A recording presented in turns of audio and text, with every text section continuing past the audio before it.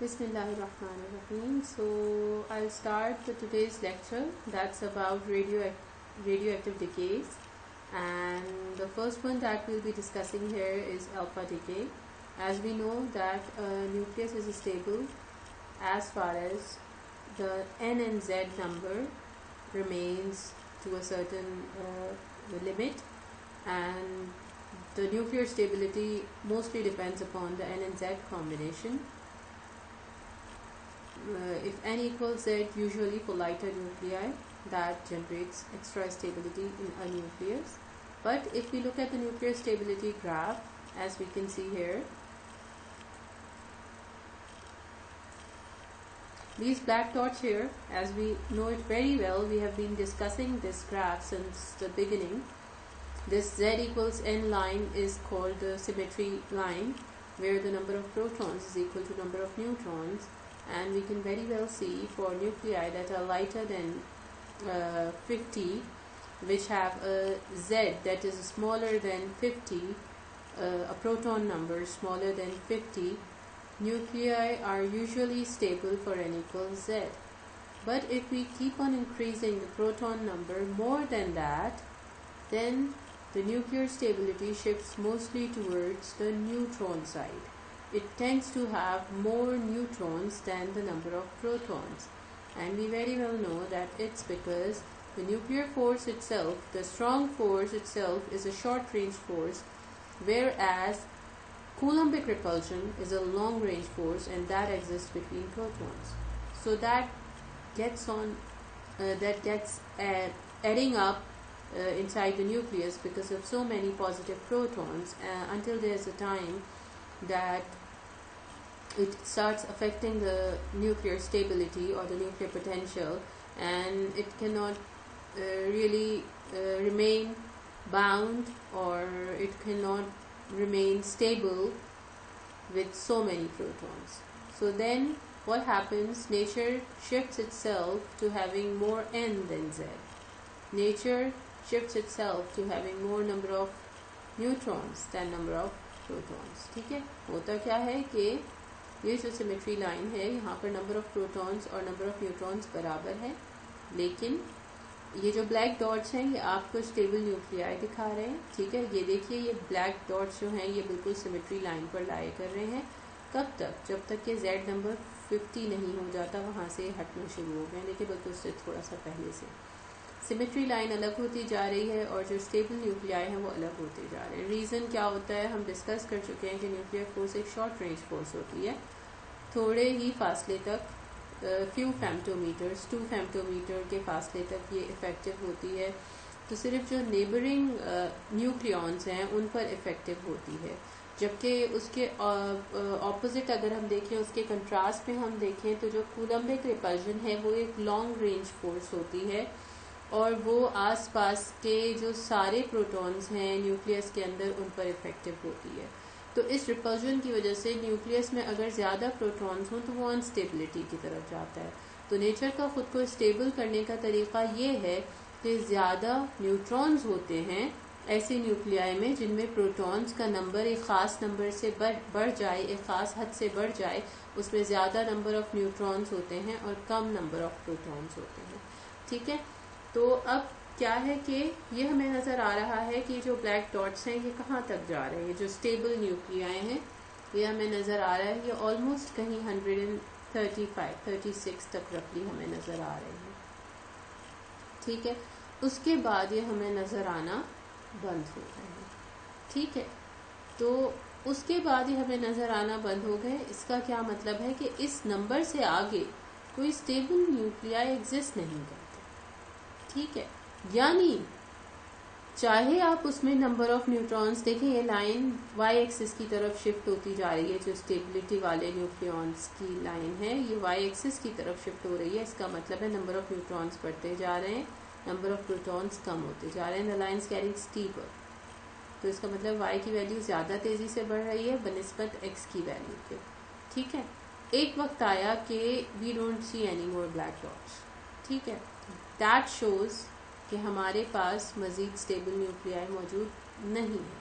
ठीक है, और जब हमारे पास मजीद स्टेबल न्यूक्लियाई मौजूद नहीं है, ये प्रोटॉन नंबर की क्या वैल्यू है? ये प्रोटॉन नंबर की वैल्यू है अराउंड 80 समथिंग, ठीक है, 80 से थोड़ा सा आगे जा रही है। तो इसका मतलब है जब Z की वैल्यू 80 से आगे बढ़ जाती है तो स्टेबल न्यूक्लियाई मौजूद नहीं होते, ठीक है। If nucleus is very heavy we end up with unstable nucleus. इसका ये मतलब है कि अगर बहुत हैवी न्यूक्लियस हो तो यूजुअली वो अनस्टेबल ही होता है, नेचर में वो स्टेबल नहीं रहता। This can be understood qualitatively bye semi empirical mass formula, ठीक है। और इस चीज़ को हम सेमी एम्पिरिकल मास फार्मूले से बाइंडिंग एनर्जी कैलकुलेट करके बहुत अच्छे तरीके से समझ सकते हैं। If the nucleus breaks into 2 uneven sizes, ठीक है, बाइंडिंग एनर्जी कैलकुलेट कर सकते हैं हम रफ वैल्यूज़ ए की डालकर। आप यूँ कीजिए कि ए जो है यहाँ पर मास नंबर, इसकी वैल्यू 135, सॉरी नॉट 135, 200 मतलब 200 प्लस जब आप इसकी वैल्यू डालते हैं तो वहाँ के लिए आप जो है वो बाइंडिंग एनर्जी देख सकते हैं कि ट्रेंड आपको नज़र आ रहा होता है कम होती जा रही है, ठीक है। जब आप इसमें एक ही बड़ी वैल्यूज़ डालकर चेक करते हैं बाइंडिंग एनर्जी की वैल्यू, तो जैसे जैसे आप ए बढ़ाते जाते हैं बाइंडिंग एनर्जी आपको कम होती हुई नज़र आ रही है, ठीक है। तो इसका क्या मतलब है कि वो अनस्टेबल न्यूक्लियस होगा, और अगर वो अनस्टेबल न्यूक्लियस है तो वो टूट जाएगा, इट विल ब्रेक अपार्ट, ठीक है। Breaking apart of the nucleus we have already heard about it a lot, it's very familiar to us, ठीक है। फिजन का नाम सुना होगा आपने, ठीक है, लेकिन ये different kind of breaking apart है। If the nucleus breaks into 2 uneven sizes, then we have the particle emission.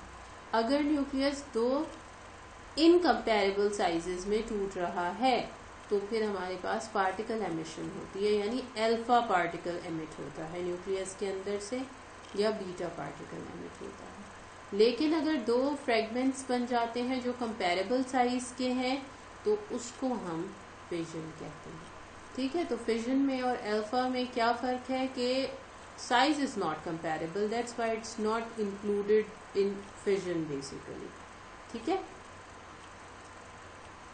बुनियादी इक्वेशन अल्फा एमिशन की क्या होगी? एक न्यूक्लियस है XAZ, ये 2 हिस्सों में टूटता है। एक हिस्सा इसमें क्या होता है? हीलियम न्यूक्लियस, यानी कि अल्फा पार्टिकल जिसका मास नंबर 4, यानी टोटल नंबर ऑफ न्यूक्लियॉन्स 4 होते हैं इसमें, और प्रोटॉन्स 2 होते हैं। जबकि जो रेजिडुअल न्यूक्लियस होता है उसके अंदर A-4 उसका मास नंबर होता है और Z-2 उसका प्रोटॉन नंबर होता है, प्लस एनर्जी पॉजिटिव Q, ठीक है। If Q is greater than 0 in any nuclear reaction, that means that the rest mass energy of XAZ is larger than this side, is larger than the right hand side. अगर यहाँ Q positive आ रहा है इसका मतलब है इसकी जो rest mass energy है वो दोनों जो डॉटर न्यूक्लियाई हैं या जो दोनों प्रोडक्ट न्यूक्लियाई हैं उनके मुकाबले में ज़्यादा थी, तभी हमारे पास एक्स्ट्रा एनर्जी थी जो कि रिलीज हुई इस प्रोसीजर के दौरान, ठीक है। बाइंडिंग एनर्जी हीलियम की क्या होती है? हीलियम न्यूक्लियस की 28 mega electron volt, 28 mega electron volt होती है। बाइंडिंग एनर्जी पर न्यूक्लियॉन अगर कैलकुलेट करें तो वो अराउंड 7 मेगा इलेक्ट्रॉन वोल्ट होती है। For a nucleus as small as this one, इसकी जो बाइंडिंग एनर्जी है ये बहुत ज़्यादा कंसिडर होगी, यानी it's considered as a very tightly bound nucleus, क्योंकि इट ओनली हैज़ 4 न्यूक्लियॉन्स। तो 4 न्यूक्लियॉन्स के लिए 7 मेगा इलेक्ट्रॉन वोल्ट की बाइंडिंग एनर्जी काफ़ी ज़्यादा है। अगर आपको बाइंडिंग एनर्जी का कर्व याद हो तो उसमें शुरू में जो है वो सारे जो न्यूक्लियाई होते हैं उनकी बाइंडिंग एनर्जी काफ़ी कम होती है। Q is greater than 0 also means spontaneously possible, ठीक है। फिर Q पॉजिटिव की एक और क्या मायने बनते हैं कि ये रिएक्शन खुद से हो सकता है, इसको ट्रिगर करने के लिए हमें कुछ नहीं चाहिए। Q पॉजिटिव का ये भी मतलब है, ठीक है। Q equals difference of rest mass energies of reactants and daughter, और Q बेसिकली है क्या? अगर हमें किसी रिएक्शन की Q वैल्यू कैलकुलेट करने को कही जाए तो हम क्या कहेंगे, क्या करेंगे? इसकी रेस्ट मास एनर्जी कैलकुलेट करेंगे, इन दोनों की रेस्ट मास एनर्जी कैलकुलेट करेंगे, फिर इसमें से ये दोनों की रेस्ट मास एनर्जी सब्ट्रैक्ट कर देंगे, तो जो एनर्जी की वैल्यू हमारे पास आएगी वो उस रिएक्शन की क्यू वैल्यू होगी।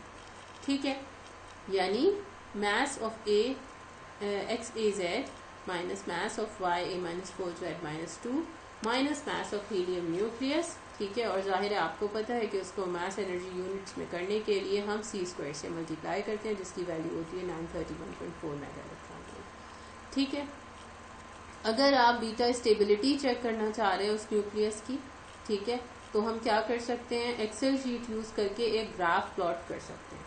ठीक है, वो ग्राफ किस तरह का होगा, वो ग्राफ इस तरह का होगा कि आपको याद होगा हमने न्यूक्लियर जो सेमी इंपेरिकल मैथ्स फॉर्मूला था उससे मैक्सिमा मालूम किया था डिफरेंशिएट करके, और वहां से हमने जो टर्म निकाली थी वो बीटा स्टेबिलिटी के लिए हम यूज कर रहे थे। हमें पता चल रहा था कि कोई भी ए जो है, कोई भी mass number, total number of nucleons जब वो डिके करता है तो वो जो मोस्ट स्टेबल न्यूक्लियस होता है वो कहाँ जाकर रुकेगा उस चेन में। ठीक है, तो ये चीज बीटा स्टेबिलिटी, ये वही फॉर्मूला है basically, if you could recall it. ठीक है, तो ये जो मोस्ट स्टेबल न्यूक्लियस है उसके लिए अगर आप ए की वैल्यू जो है वो 145 से 150 के अराउंड रखें, यानी लार्ज ए वैल्यूज रखें। ठीक है, आप ए की छोटी वैल्यूज से बेशक शुरू करें, ए की आगे तक की वैल्यूज तक ले जाएं, तो you will get to see कि we can find out that after A is greater than 145 to 150 Q is greater than 0, before that it's negative. ठीक है, यानी A की वैल्यू जब 145 या 150 से ज्यादा होती है तब जाकर Q पॉजिटिव होना शुरू होता है, उससे पहले Q हमारे पास नेगेटिव होता है। ठीक है, तो इसका क्या मतलब है कि अल्फा डिके कौन से न्यूक्लियाई में पॉसिबल है, अल्फा डिके ऐसे न्यूक्लियाई में पॉसिबल है जिनकी A वैल्यू 145 से 145 टू 150 से ज्यादा होगी, क्योंकि इसमें Q वैल्यू पॉजिटिव होती है। ठीक है, अल्फा पार्टिकल्स तो बेसिकली बहुत पहले डिस्कवर हो गए थे। 1896 में रदरफोर्ड ने जो है वो क्या कहते हैं, सॉरी 1899 में रदरफोर्ड ने, आपको पता है, अल्फा बम्बार्डमेंट वाला एक्सपेरिमेंट किया था। इसका मतलब उससे पहले ये डिस्कवर हो चुके थे। ठीक है, एक अनस्टेबल न्यूक्लियस XAZ अगर हम कंसिडर करें तो वो अल्फा डिके किस तरह करता है, एक्स जो है वो अल्फा में कन्वर्ट हो जाता है, मतलब एक्स में से अल्फा एमिट आउट होता है और वो खुद जो है वो YA-4Z-2 में कन्वर्ट हो जाता है। ठीक है, जो काइनेटिक एनर्जी होती है वो डिस्ट्रीब्यूट हो जाती है अल्फा पार्टिकल और रेजिडुअल न्यूक्लियस के अंदर। ठीक है, अगर एक्स रेस्ट में था, x was at rest earlier, तो आपको पता है कि फिर अल्फा और वाई की जो टोटल काइनेटिक एनर्जी है वो भी 0 होनी चाहिए if this was at rest. ठीक है, ये चीज अभी हम जरा डिटेल में डिस्कस करते हैं। Q value is the kinetic energy available shared between the alpha particle and the residual nucleus. Q value क्या होती है, it's the kinetic energy that is available shared between this alpha particle and the residual nucleus. Conservation of linear momentum is used to determine कि कौन कितनी energy लेकर जाएगा। ठीक है, इसका क्या मतलब है, कंजर्वेशन ऑफ लीनियर मोमेंटम क्यों होगा, बिफोर द कन्वर्जन जो इसका मोमेंटम था, आफ्टर द रिएक्शन या आफ्टर द एमिशन वो इन दोनों के मोमेंटम के सम के बराबर होना चाहिए। अगर ये बिफोर द रिएक्शन रेस्ट में था, if this nucleus was at rest, ये मूव नहीं कर रहा था, तो फिर ये दोनों ऑपोजिट डायरेक्शंस में फ्लाई करेंगे।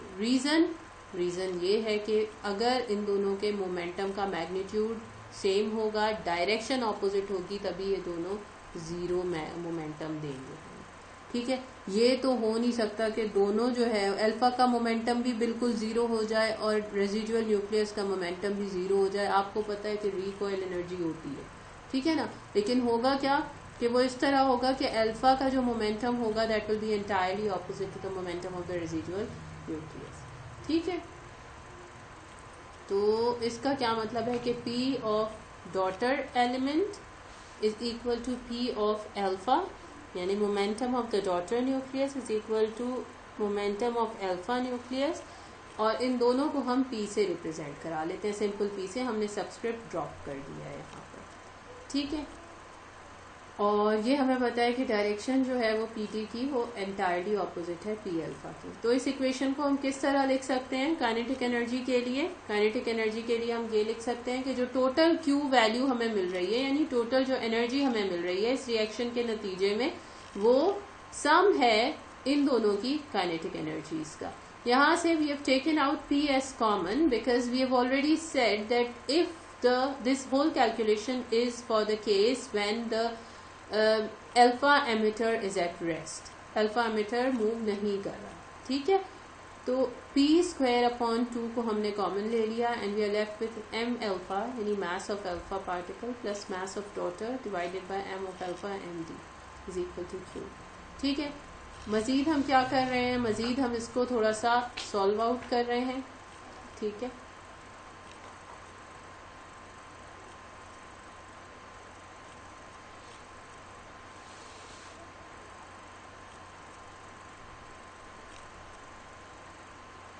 ठीक, तो हमारे पास यहाँ पर क्या है, इस साइड पर Q वैल्यू था, ठीक है।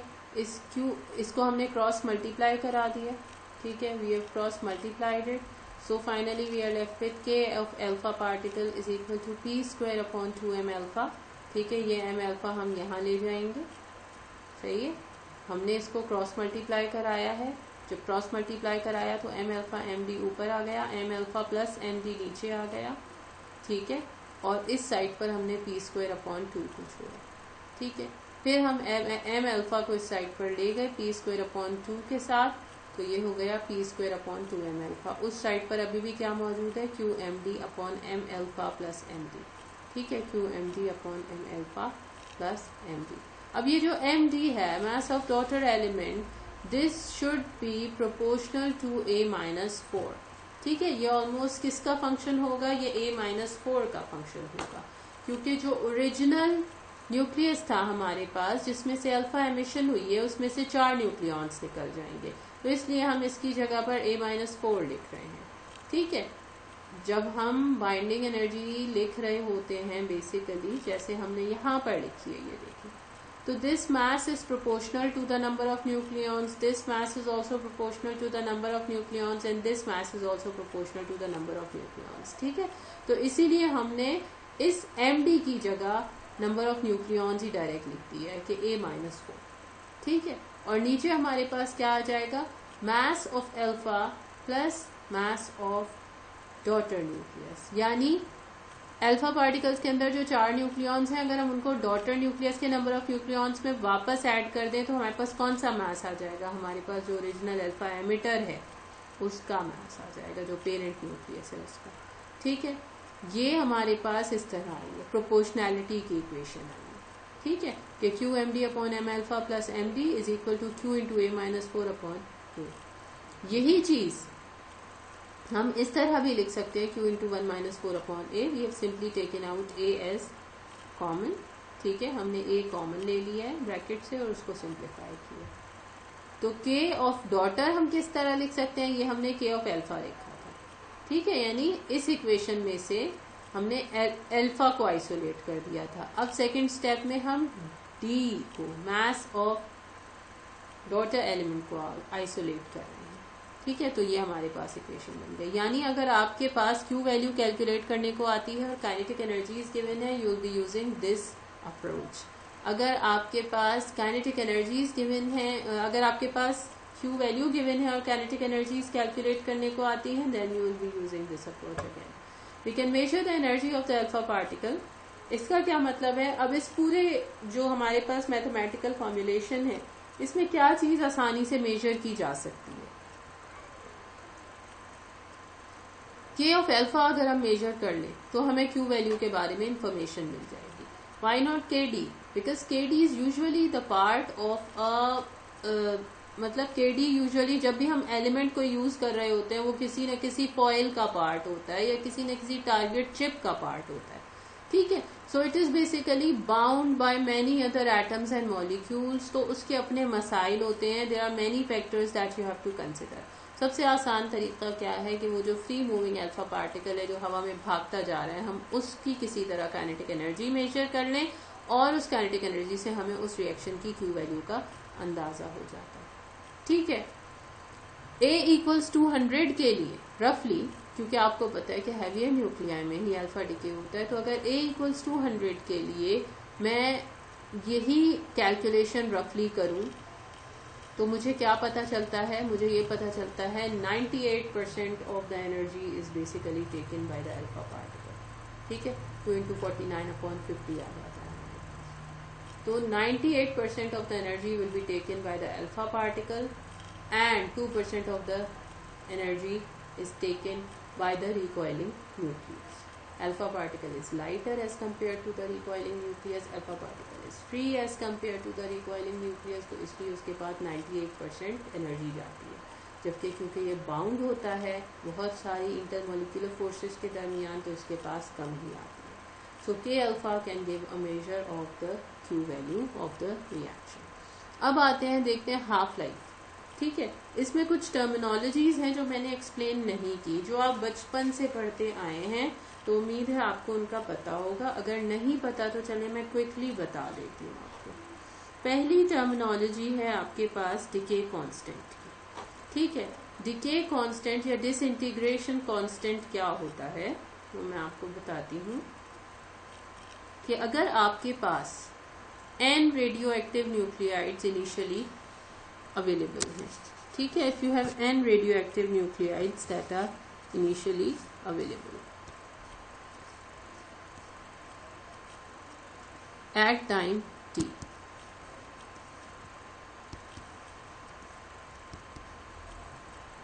ठीक है, and if no new nuclei are introduced into the sample, then the number dn decaying in a time dt is proportional to n। ठीक है, अगर हम इस बीच में सैंपल में कोई नए न्यूक्लियस ऐड अप नहीं कर रहे, तो जो dn है, dn क्या चीज है? Number of nuclei decaying in a time dt. dn is the number of nuclei decaying in a time dt. That will be proportional to the original number of nuclei. जितने ज्यादा originally मौजूद थे उतना ज्यादा decay होगा, understood सी बात। ठीक है, जितने ज्यादा ओरिजिनली मौजूद थे उतनी ही ज्यादा प्रोबेबिलिटी ऑफ डिके मौजूद होगी। ये बहुत सिंपल सी चीज है। ठीक है, तो dn/dt is basically directly proportional to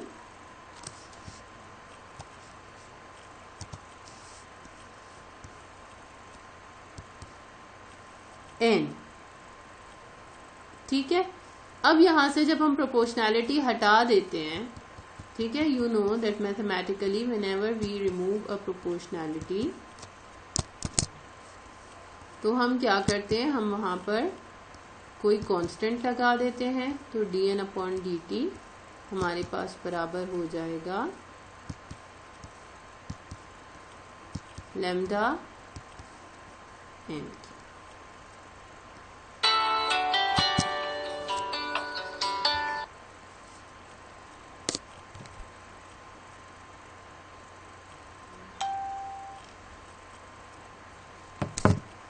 ठीक है,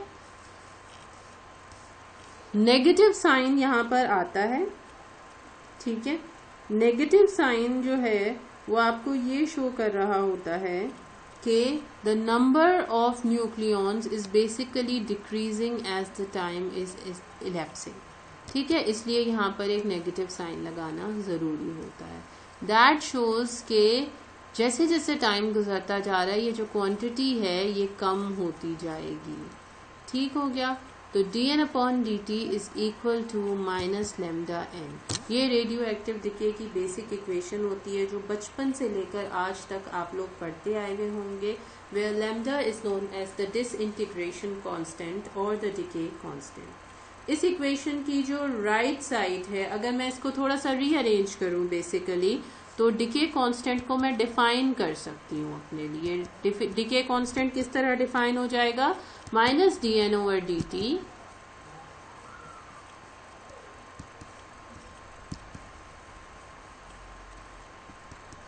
अपॉन n। ठीक है, ठीक है, तो इस इक्वेशन की जो ये राइट साइड है हमारे पास, इसको मैं किस तरह डिफाइन करूंगी? It is defined as the probability per unit time for the decay of an atom. ठीक है, किसी भी एटम के डिके करने की प्रोबेबिलिटी कितनी है? 1 सेकेंड में। ठीक है, that this probability is constant regardless of the age of the atoms is the basic assumption of statistical theory of radioactivity। एक बात जो आपको याद रखनी है वो ये है कि जो probability of decay of an atom है, probability of radioactive decay एक constant होती है, इसका किसी चीज से कोई ताल्लुक नहीं होता। Radioactive decay is considered as spontaneous and random। ठीक है, अब ये दो टर्म्स क्या हैं? स्पॉन्टेनियस और रैंडम क्या होता है? स्पॉन्टेनियस का मतलब है कि इसको कोई एक्सटर्नल फैक्टर ट्रिगर नहीं कर रहा, ये खुद ब खुद होता है जो रेडियो एक्टिव डिके है। ठीक है, दूसरी बात क्या है कि जो रैंडम है, रैंडम का मतलब ये है कि अगर आपके पास एक कलेक्शन ऑफ एटम्स है, आपको ये नहीं पता होगा, हम मिसाल के तौर पर एक कलेक्शन ऑफ न्यूक्लियाई है, हम उनको नाम दे देते हैं N1, N2, N3, N4। Random का क्या मतलब होगा? आपको ये किसी तरह नहीं पता चल सकता कि अब इसमें से N4 डिके करेगा या N1 डिके करेगा या N100 डिके करेगा। That is random. ठीक है, तो ये दोनों बातें आपको याद रखनी है। ठीक है, इस इक्वेशन को अगर आप इंटीग्रेट कर दें तो यहाँ से आप n as a function of, मतलब एज एन एक्सपोनेंशियल फंक्शन और depending upon the original number of nuclei वो भी निकाल सकते हैं। किसी भी टाइम पर अगर आपको ये कैलकुलेट करना हो, अगर आपको original number of nuclei given था कि n0 इतना था, ठीक है, आपको डिके कांस्टेंट भी गिवन है और आपको कहा गया है कि एक पर्टिकुलर इंस्टेंट ऑफ टाइम पर कैलकुलेट कीजिए कितने न्यूक्लियाई मौजूद हैं, तो आप क्या करेंगे? आप यहाँ पर टाइम की वैल्यू रिप्लेस कर देंगे। ठीक है, यूजुअली आपको इतने डायरेक्ट सवाल नहीं दिए जाते, आपको हाफ लाइफ गिवन होती है क्वेश्चन में, आप उस हाफ लाइफ से डिके कांस्टेंट निकालते हैं और फिर वो टाइम और डिके कांस्टेंट रिप्लेस करके इस इक्वेशन में यहाँ से नंबर ऑफ न्यूक्लियॉन्स निकालते हैं, नंबर ऑफ न्यूक्लियाई निकालते हैं। इसमें एक और चीज़ भी कभी कभार आपको फ्रैक्शन ऑफ न्यूक्लियाई कैलकुलेट करने को कही जाती है, तो वो आप किस तरह से करेंगे? n/n0 या n0/n, जो भी डिपेंड करता है कि आपको क्या कहा गया है। ठीक है, हाफ लाइफ क्या होती है? Basically how do we define half life? Half life is the time necessary for half of the nuclei to decay. ठीक है, वो टाइम जिसमें इसमें से n0 में से जो ओरिजिनल नंबर ऑफ न्यूक्लियस था, इसमें से आधे जो न्यूक्लियाई हैं वो डिके हो जाएंगे। ठीक है, तो n0 के आधे न्यूक्लियाई जिस टाइम में डिके होंगे वो टाइम हाफ लाइफ कहलाएगा। इसी इक्वेशन में अगर मैं n की जगह पर n0/2 रख दूं, ठीक है, n किसके बराबर हो गया? n0/2, यानी half of the original nuclei के बराबर। ठीक है, वो टाइम हाफ लाइफ कहलाता है। n0 exponent minus lambda upon t half, this time will be known as t half। अब अगर आप इस t half को कैलकुलेट करें, मैथमेटिकली इस इक्वेशन को सॉल्व करें, थोड़ी सी ये कैंसलेशन वगैरह कर दें, ठीक है, तो आपके पास t half बराबर आता है 0.693 अपॉन लैम्डा। ठीक है, जो हाफ लाइफ होती है वो किसके बराबर आती है? 0.693 अपॉन लैम्डा।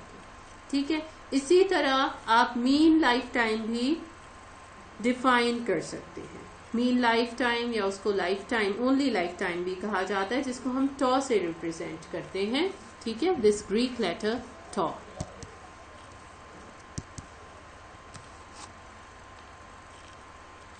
तो ये क्या होता है? Basically the average life time that a nucleus is likely to survive before it decays.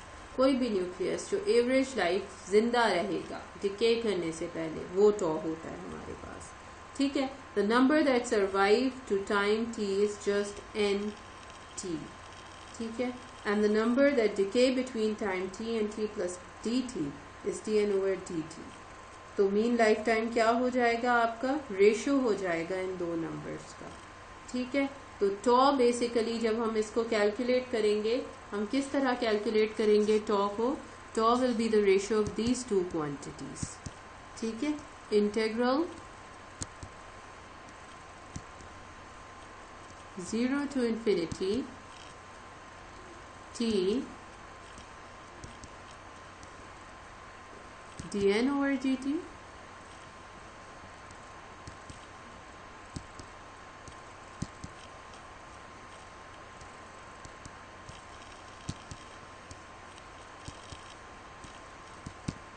and since dt is the variable with respect to which we are integrating this, divided by integral again 0 to infinity dn over dt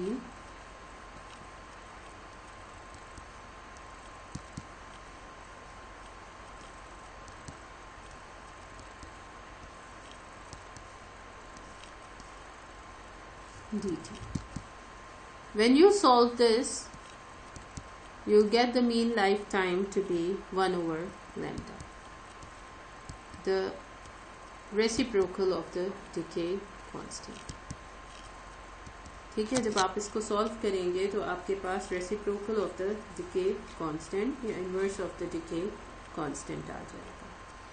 ठीक है, तो ये है हमारे पास radio active decay की थोड़ी सी theory मैंने आपको बता दी.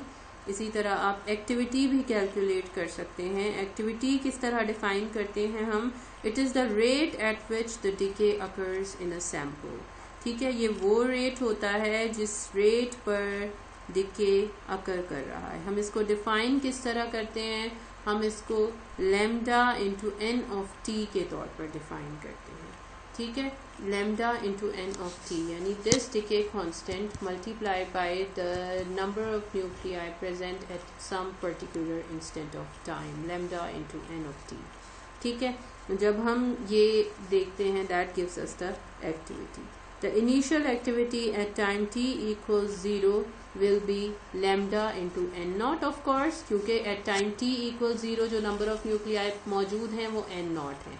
अगर आप किसी later time के ऊपर activity देख रहे हैं तो lambda into n हो जाएगा और फिर आप उसमें time की value रखकर n calculate कीजिए, उसको lambda से multiply कीजिए तो आपके पास उस particular time की activity आ जाएगी. ठीक है, the activity of a radioactive sample is exactly the number of decays of the sample per unit time and decay is a convenient unit of measure.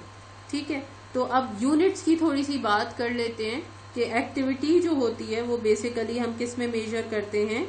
Theory के अंदर मेजर करते हैं. ठीक है, वैसे तो डिके पर second could be a very convenient unit. हम अपनी मर्जी से डिके पर सेकंड भी यूज कर सकते हैं, but a more commonly used unit for activity radioactive activity is Curie. ठीक है, which originally indicated the activity of 1 gram of radium but is now defined simply as 3.7 exponent 10 decays per second. ठीक है, तो 1 Curie जो है वो originally तो 1 gram of radium की एक्टिविटी के लिए था और आपको नाम से पता चल गया होगा कि किसने दरियाफ्त किया हुआ था, किसके नाम पर है ये यूनिट. बेसिकली मैरी क्यूरी और पियरी क्यूरी जो दोनों हस्बैंड एंड वाइफ थे जिन्होंने रेडियो एक्टिविटी डिस्कवर की थी. ठीक है, उनके नाम पर है ये. तो 1 क्यूरी किसके बराबर है? अब इसको जो है वो initially it was considered as the activity of 1 gram of radium. Now it has been redefined. ठीक है, एज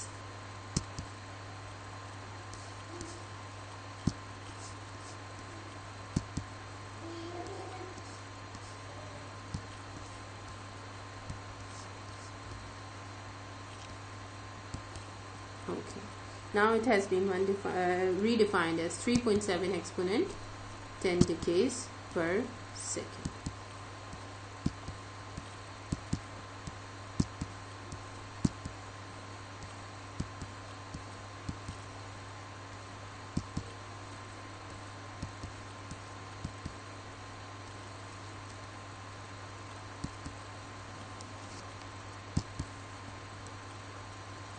ठीक है जनाब, तो ये है एक जो आपका यूनिट है. लेकिन जो most common radio active sources of strengths typically used in laboratories have activities in the range of microcuries or millicuries. जो typical radioactive sources हैं जो laboratories में हम use करते हैं उनकी रेंज इससे कहीं कम होती है. माइक्रोक्यूरीज या मिलीक्यूरीज में हम मेजर कर रहे होते हैं. तो इसलिए जो SI यूनिट है रेडियो एक्टिविटी का वो बैक्यूरेल है. ठीक है. और बैक्यूरेल को हम किस तरह डिफाइन करते हैं? It is equal to 1 decay per second. However, the curie is so firmly in place as unit of activity that the becquerel has not yet become the commonly used unit. ठीक है. इसके अलावा जो और कई तरह के यूनिट्स हैं जो रेडियो एक्टिविटी को मेजर करने के लिए इस्तेमाल किए जाते हैं, ये मैं आपको रीडिंग असाइनमेंट के तौर पर दे रही हूँ. It's on page number 163 of your text book Kenneth S crane. ठीक है, जिसमें आप ये देख सकते हैं कि कौन कौन से यूनिट्स आप रेडियो एक्टिविटी को मेजर करने के लिए इस्तेमाल कर सकते हैं. ठीक है. और इसके अलावा more account of the units that are commonly used for radioactivity are on page number